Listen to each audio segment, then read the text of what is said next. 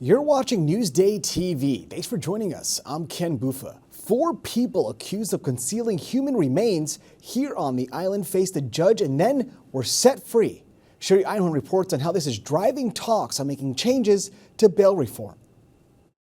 It makes absolutely no sense. I don't get it. Lots of questions today from Long Islanders about what happened here in court in connection with the Babylon body parts case.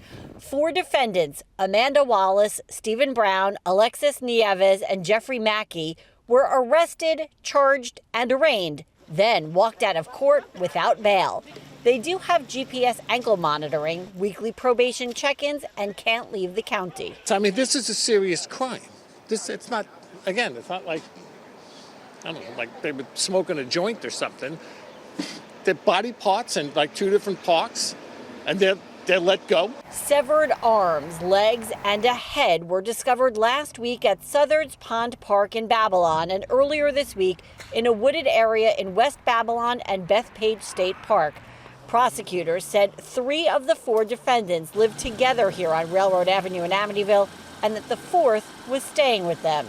According to court documents, the suspects removed sharp instruments, multiple body parts, and other items from their apartment to dispose of them and conceal the crime of murder. But they haven't been charged with murder.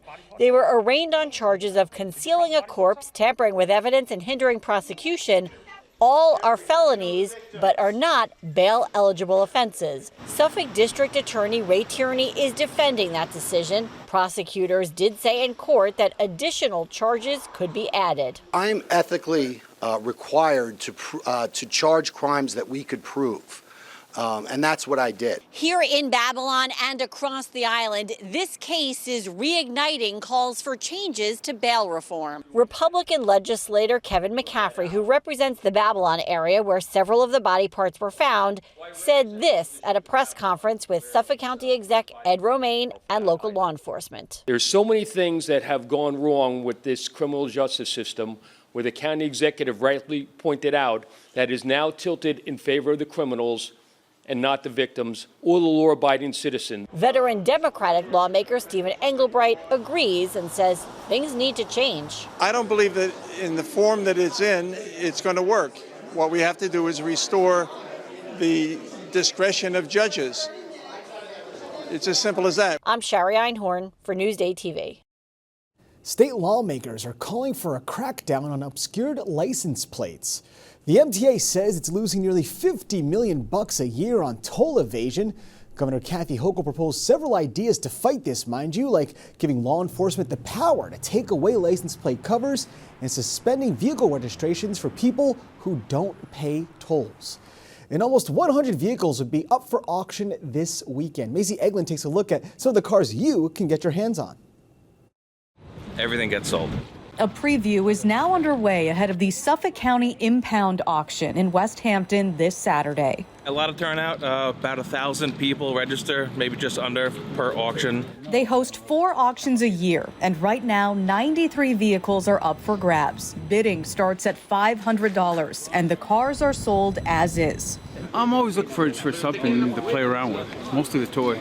Just looking for a decent car for cheap. And if you could find a good deal and maybe turn around and flip it. Many of the cars here definitely need some work, but others are in great shape and are drawing a lot of attention. One of the favorites, we consistently get a couple $1,000s for the Wranglers. And then sometimes there's exotic cars. We have like performance cars like SRT8s. I see Ferrari one time went here for like $60,000, $70,000. I couldn't believe it. Most of the cars here are from the early 2000s, but the newest is this 2018 Jeep Compass. And the oldest is this 1997 Dodge Ram. But there's a lot of interest in this 2003 Porsche Boxster with 25,000 miles on it. Sometimes you get a real lemon and then it costs you more than it's worth.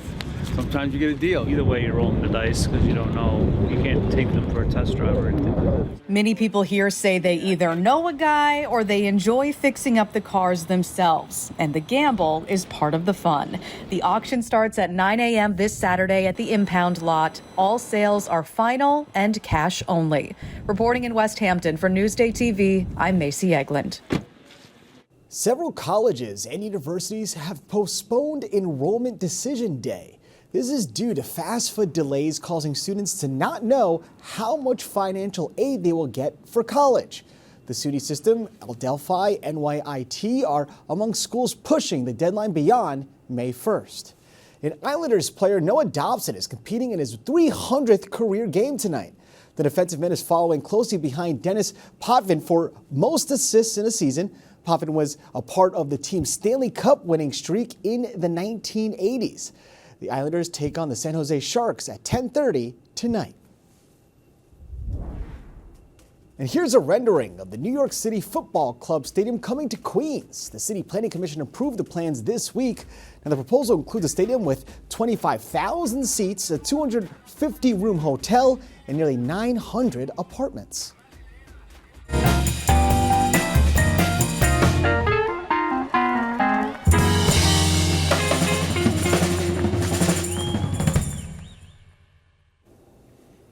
Hey everyone, spring is almost here and the movie schedule is picking up the pace. Let's take a look at 4 big movies coming soon to theaters. First up is Kung Fu Panda 4. What do I know about being a spiritual leader? What is it you're holding? A cookie?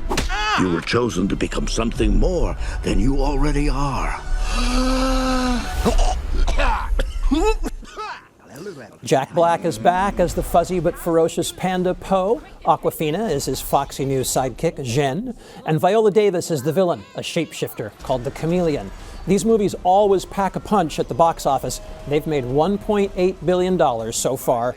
Kung Fu Panda comes out March 8th. Next, let's take a look at Civil War. Are you guys aware there's like a pretty huge civil war going on all across America? We just try to stay out.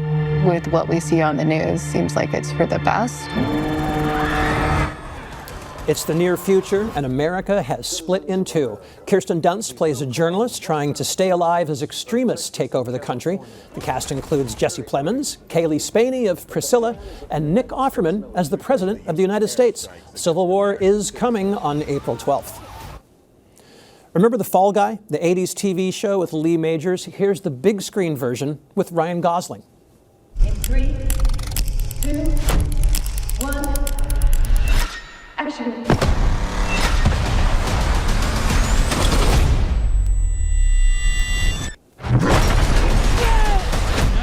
So good. Oh, good. Shot to the heart, and you're too late, darling. You give love a bad name. Gosling plays a stuntman trying to solve the mystery of a missing actor. The cast includes Emily Blunt and Winston Duke. The director is David Leitch of John Wick. The Fall Guy hits theaters May 3rd. Finally, the story of Amy Winehouse comes to the screen in Back to Black. I want people to hear my voice.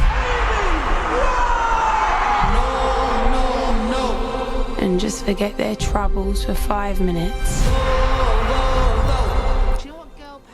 Newcomer Marissa Abela plays the troubled singer who died at the age of 27. The Winehouse estate has approved this movie.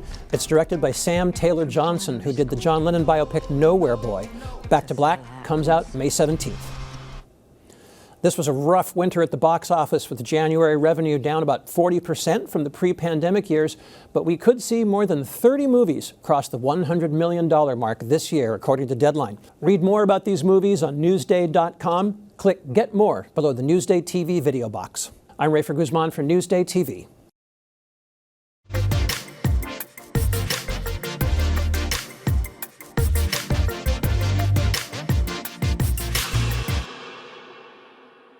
All right, here's what's up on Long Island. Ladies and gentlemen, please give a hand for Mr. Former Impractical Joker Joe Gatto is coming to Huntington. It's Friday night at the Paramount. Or check out the Flower Show at Hicks Nurseries. It features more than 5,000 plants. It runs from March 7th through the 31st.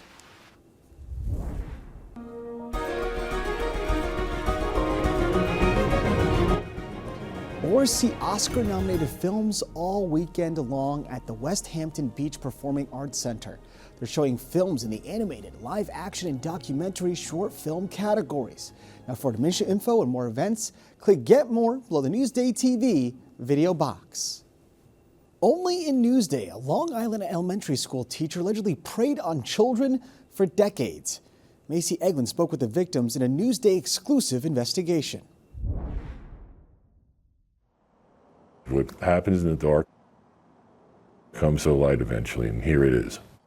A secret kept hidden for decades by scores of students who say they were abused by former Bayshore third grade teacher Tom Bernagozzi. They loved him.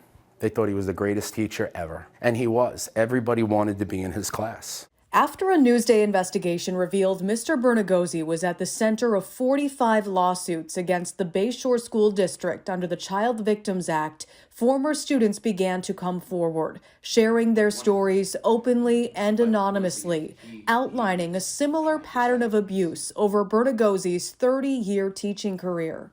Parents never really knew, but they kept pushing me back into the classroom, you know. I mean, they had to see the change in me. They say it happened in school during play rehearsals, during a boys-only after-school sports program, and on field trips.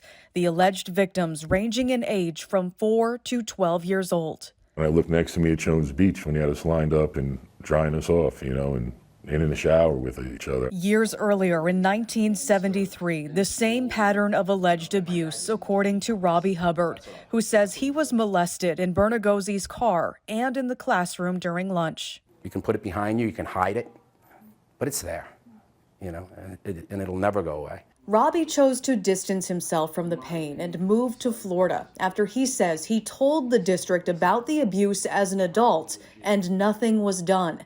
He returned to the district as a security guard in the 1980s and was shocked to see Mr. Bernagozzi still teaching.